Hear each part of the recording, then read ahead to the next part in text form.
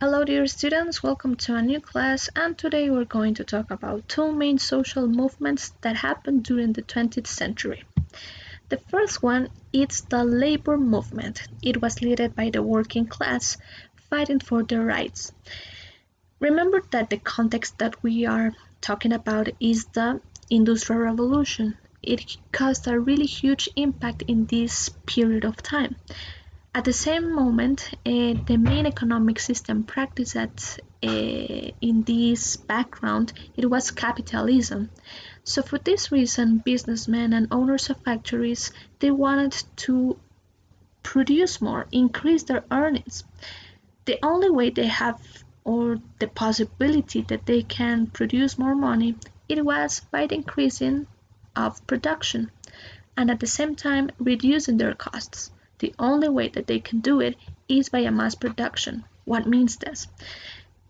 It was so much better producing 100 pair of shoes rather than just one pair of shoes. Why? Because my costs will be lower if I produce more than just producing one. So it is much better. More quantity of production, less costs for me. But at the same time, producing more will represent a lot of hours working in my production. So that was the problem with the workers. They were working really hard, but the salary or the compenses, it was not really fair. So there were not really labor conditions. Huge mass productions, but no labor conditions. So let's see some examples. Workers had to spend long and monotonous hours working in the factories. Besides, remember that all the smoke produced by these machines, it was concentrated in the place. So for this reason, it was not healthy in aspects of the physical and mentally. Also, they really had low wages or salary and that it was not fair for the quantity of hours that they were working. Take into account that there were not only men working, but also there was the recruitment of children and women in forced labor.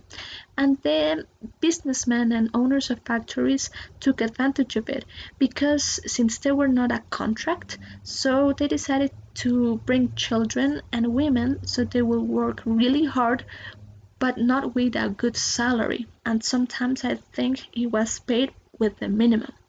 However, children and women decide to have this opportunity because economy for the working class it was not really successful or really good for them. So for this reason, they prefer to work really hard for some coins rather than not working and don't have money at all. And also, and why happened all this? Because there were not laws or regulations to all these companies that they just offer good conditions for the workers. So all these owners of the companies they just abused from all their power they have uh, to their own workers. So there was not a law or legislation that could regulate all these problems with the working class. So finally, and as a consequence of all this, it caused a really huge indignation and rebellion from the working class to all this system. So the first manifestations it was created in England, and it is interesting because in England it was the country in where the Industrial Revolution began. So they not only protest in the streets and in the companies, but also they just realized that all the impact that they were causing, it could change some laws in the political aspects and also how they can be part of the government. So for this reason, it was a creation of associations, okay, working or groups of working people that they wanted, the only thing that they were asking for, it was to improve their working conditions. So their protests were so hard that they have the possibility to influence into the government, so they will create some labor laws, so they will guarantee their rights. Take into account that all these groups and associations is known as trade union, okay? That will be the organizations by workers, and it could be factories from the private sphere or the public sphere. It doesn't matter. The only thing that they wanted is looking for their own benefits. And also, finally, in the 1864, it was created an international labor organization. And it is important because it was not only concentrated in England, but all these protests start expanding all over the nations in Europe, basically. So this ILO, it was conformed by England and France with a socialist idea. The main objectives for this, it was a solidarity between the workers, so they will have the possibility to have their own rights. They wanted to emancipate from the power, okay, and just cut the chains that they were just forced in their work. And also, in a certain way, they wanted to become part of the political power. Not really like part of the government, but yes, at least to be part of the laws. And my second social movement is feminism, but in this case we're gonna concentrate in the aspects of suffrage.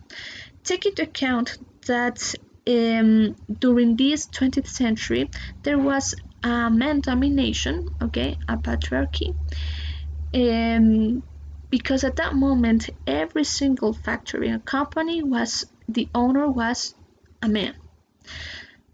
So thanks to modernity, to this idea of modernism, there were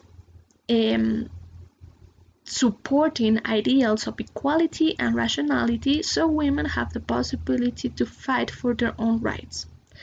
However, okay, before the however, take into account that feminism is a movement that basically it is heterogeneous, taking into account different ideas. They were against sexism, which means that basically they want not to feel discriminated only because they are women, okay? It is not about your sex, that if you're man or boy, it's the fact that you have the possibility and opportunity to practice as well the different activities that anyone can do it. So here is my however. However, and even though the French Revolution wanted to promote this equality and political rights to women, in practice it was not the reality. It was not really practiced.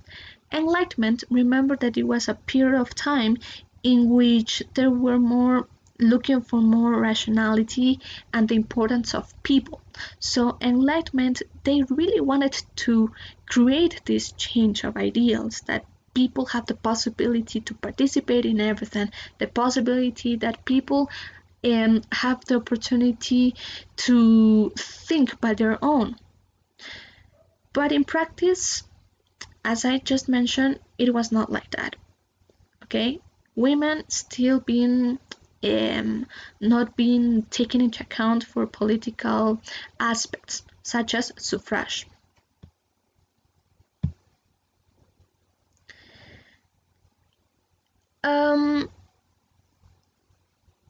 All these protests for the right to vote, it was interesting because it was women in general. It did not exist at different social classes. All these rights and protests were promoted by the bourgeoisie and also the working class women. And all these protests, they had a more repercussion basically in England and the United States. And finally, in the 1848, the first Congress at Seneca Falls, it was created, so they were looking for the civil rights of women. Okay, so it was an important event that happened, so people or women had this space claiming her own rights. But what happened in Latin America? Uh, in comparison with Europe, in Latin America, all this suffrage, it was a privilege from the high classes. Okay, so women from a working class or lower classes, they will not have the possibility for suffrage. But finally, after many events, protests, riots, creation of laws, and well, all these aspects that could lead all these human rights, the 20th century became a moment in which universal suffrage was achieved. Okay, remember that in Ecuador, for example, it was the first Latin American woman that vote. However, in practice, it was not really good seen. So this is the class for today, and I hope you understand. In case you didn't, remember that I'm going to be connected in Zoom, so take into account the ID that I share with you.